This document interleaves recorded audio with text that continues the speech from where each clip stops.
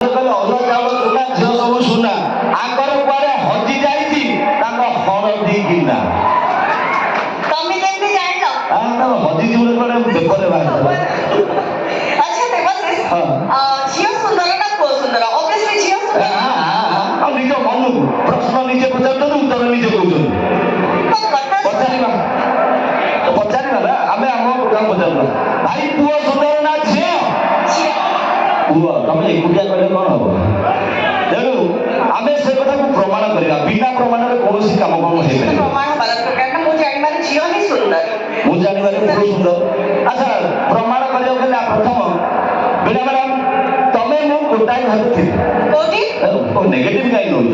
ମାନେ ତମେ ଗୋଟେ ରୁମରେ ରହୁଥିଲ, ମୁଁ ଗୋଟେ ରୁମରେ ରହୁଥିଲି, ଘରଟା ଗୋଟାଏ ନା। ତେଣୁ ଦି ଜଣ ଏକା ସମୟରେ ଆମକୁ ଆଟ ଏ ଟାଇମ ଉଠାଯିବ, କୁହାଯିବ ମାର୍କେଟରେ ପହଞ୍ଚିବ। ଆଗ କିଏ ପହଞ୍ଚିବ, ତମେ ନା ମୁଁ?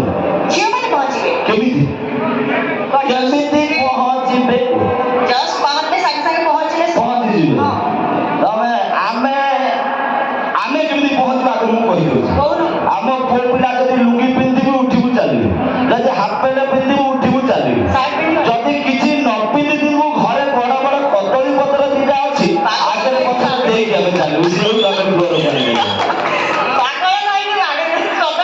ନାଇଁ ନାଇଁ, ସତ କଥା କୁହ, ତମେ ଝିଅ ପିଲା କଣ ପାଇଁ ସୁନ୍ଦର ଦେଖାଯାଏ? ଆଉ ଯୋଉ ଜଷ୍ଟ ଟିକେ କଣ କ୍ରିମି ପାଉଡର, ଆଉ ଯୋଉ ଓଠରେ ଯୋଉ ନାଲିଆ ନାଲିଆ ରକ୍ତ ସେଟା କଣ? ସେ ଯୋଉ ନାଲିଆ ନାଲିଆ ଲଗଉ ନା ଯୋଉଟା ସେଟା କଣ? ଲିପଷ୍ଟିକ।